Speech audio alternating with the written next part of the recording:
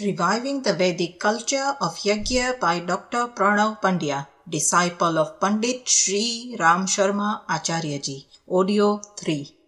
The vivid inspirations of Yajna. Yajna is an absolute faculty discovered by the rishis that bestows distinct materialistic and spiritual bequests. It also generates the unique flow of motivation towards higher ideals and noble goals of human life. Its glorious place in the divine Indian culture is derived from the preeminent teachings of virtuous and altruist life, indwelling in the philosophy of Yajna. The Yajna encompasses incessant inspirations which, if pondered over and adopted thoroughly, would elevate our lives in eminent horizons. Each one of us could easily visualize and contemplate on the following as a determined attempt to march towards excellence. Number 1. The heat endowed in Yajna is a source of immense energy. As this fire inflames, melts, or sublimates all the gross substances inside, we too should burn out all our vices, ill tendencies, anxiety, lethargy, dullness, and despair, and energize our personality with the warmth of new zeal, alacrity, awareness, and hope. The heat and energy of the Yajna should be reflected in the active flow of our blood, our industriousness, and our nimble and vigilant courage to fight against all evils. Number 2. The luminous glow of Yajna illumes the surrounding space. Its radiance expresses the eminence of divinity, which should enlighten every dimension of our life. We should grasp the message of Tamso Ma Jyotirgamaya from it and kindle the light of pure knowledge and prudence in our mind. Number 3. Yajna sublimates the Havan Samagri sacrificed in it and spreads the energized particles and medicinal vapors around for the benefit of all, rather than retaining the substances with it. The humans, plants, and animals, the air, the surrounding atmosphere, all gain from its purifying healthy effects. We too should learn not to keep our talents, our resources, our potentials confined to selfish domains. Rather, expand it for the upliftment and betterment of wider sections of society. Materialistic possession should also be limited only to what is most essential for the sustenance of self-reliance. Excessive resources, stocking of comforts and wealth are of no use unless applied for altruist projects. So, we should detach from self-obsession and broaden our perspectives with generous sentiments. Number 4. Yajna transforms whatever is put in it into its own form. We may also attain its eminent potentials and educe our virtues in all those who come in our contact. Number 5. Yajna can ignite and illuminate the inert substances like wood and charcoal because it endows the immense power of heat and brilliance. We too could expect or inspire others to have certain qualities only if those are pervaded in our own personality. We should remember that deeds sound louder than words. We can hope for having a suitable ambience in our family or in the neighborhood only if our own conduct is compatible with it. Number 6. Fire would not be affected or maligned even if some rubbish or dirt is burnt in it. Rather, it transmutes those substances and sublimates their inner properties too. The pristine flames of Yajna inspires us to be insulated from the untoward influences in our interactions with people and from the vices and declining attractions of the ambience around. We should be firm and strong in adopting virtuous tendencies and attempt expanding them against immorality, illusions, and perversions. Number 7. Whatever be the pressure on it, the flames of a blaze are always upward. The elevated Yagyagni motivates that the erected spark of our discerning determination and inner inspirations should remain unperturbed by the pressures of passions and fears. Number 8. The ash produced by the fire reminds us of the ephemeral and transient nature of life.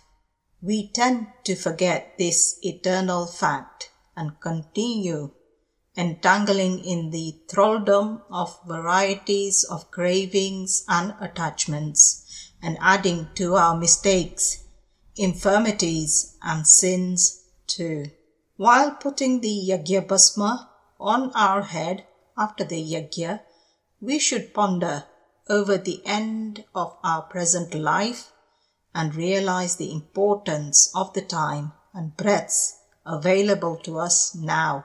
This should awaken us and invoke our inner resolution to stop piling up the blemishes and misdeeds and rather choose the prudent path of piety, morality, and amity that is going to lead to everlasting content, peace, and beatitude in life. Number 9. The heat and brilliance of fire remains consistent till it is ablaze. The same is true of Yagyagni, which remains alive throughout the process of Yagya. Our strength, excellence, enlightened activities, religious conduct, and efficient transaction of our duties towards the betterment of the world should also remain enlivened and sparkling till the last moments of our Jivan Yagya. Scriptural Paeans for Yagya. The scriptures on Indology, the Shastras, Purans, and other religious volumes mention a great deal in the glory of Yagya and guide the human beings to adopt it in every aspect of life. The Vedas attribute supreme importance to Yagya. The Rig Veda, for instance, cites, "Do not desist from the Anushtan Upasana of Yagya." There could be no place for peace and happiness where Yagya is abandoned. Reference Rig Veda 2.30.6. Commence every auspicious attempt with a Yagya. All the efforts that begin with a Yagya succeed gracefully. Reference Rig Veda 10.10.2. Yagya is the paramount means of achieving global peace. Reference Rig Veda 10.66.2. The Yajurveda expresses the divine grandeur of Yagya as any aspirant of lasting peace and true joy in life would not shed or neglect Yagya. Divinity leaves the person who discards Yagya, which is a manifestation of thee. Reference Yajurveda 2.22. The Yagyagni enshowers good rains, prosperity, and strength. Reference Yajurveda 3.40. How could the smog of ignorance, infirmity, and evils remain in the heart where the brilliance of Yagyagni is glown? A devoted yati is eventually emancipated from all ignorance and darkness and attains the state of ultimate illumination in thy feet. Reference Yajurveda 3.8.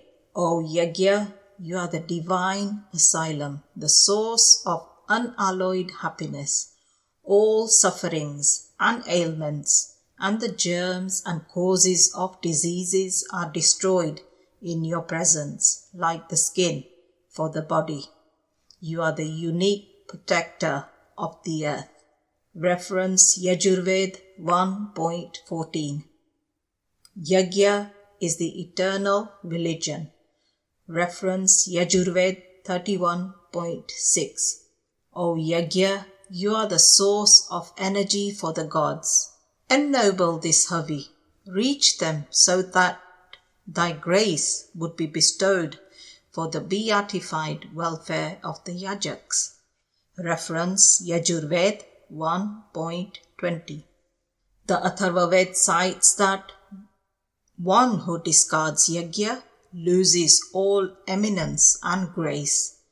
Those who perform Havan, meaning Yajna, are blessed by the inculcation of the divine glow in their hearts. Reference Atharvaved 6.15.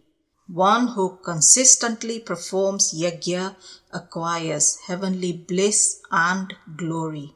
Reference Yajurved 6.4.2. The Shapat Brahman affirms Yajna as the supreme karma. According to Tattariya Brahman, the beatitude of Yajna is incessant. The Shapat Brahman affirms Yajna as the supreme karma. According to Tattariya Brahman, the beatitude of Yajna is incessant. Wise men would continue gathering immense punyas to the boons of Yajna. The section of Yam Nichiket Samvad in Kathopanishad describes Yajna as the angelic source of attaining heavens, meaning divine goals. Yajna is adored as the eternal source of prana, meaning vital spiritual energy, for the Devatas, Pittars, and Rishis in the Prashnopanishad. The Saraswati Upanishad remarks, Yajna bestows eminence and glorious prosperity. Saraswati, the goddess of brilliance and knowledge, could be worshipped only by Yajna. The Holy Ramayana also elaborates highly on the dignity of Yajna. The 4 noble sons of King Dasarath were born as the grace of Yajna.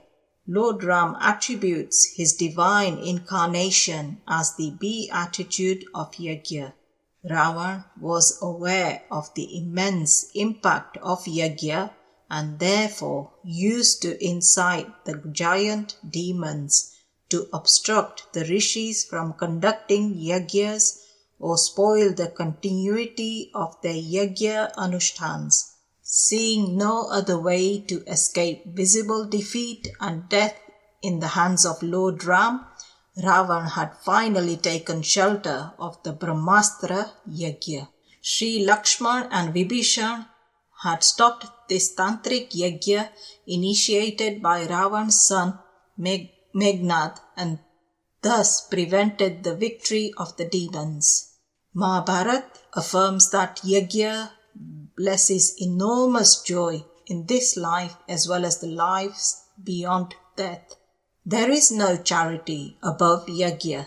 There is no regularity system like Yajna. The essence of all religions is incorporated in Yajna. The gods as well as the demons all endeavor Yajna to assure good omens. All saintly men and women should adopt Yajna as a duty of human life.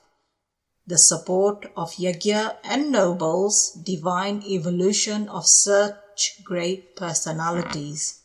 Gita presents comprehensive discussion on Yajna. It signifies that one who neglects Yajna remains deprived of everything in the present and the successive lives. It reveals that all the karmas except the Yajna karma are the causes of the thraldoms that bind the individual self in the endless cycle of life and death, attachments and sufferings. The karmas of Yajna, charity, and tap purify and illuminate the human life. It guides the yajaks to edify the divine realms by yajna and attain glorious heights by thy blessings.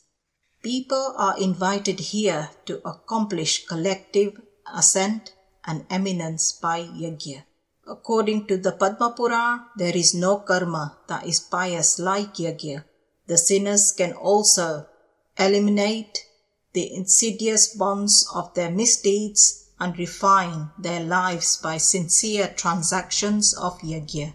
The Shiv Puran conveys that wise men should always worship the Almighty through yajna to eliminate all adversities and hindrances. As cited in the Agni Puran, Lord Krishna advises Yudhishthir to do yajnas for the sustenance and growth of peace and strength and accomplish noble goals thereby. He highlights one gains the desired effects for which he has performed a yajna.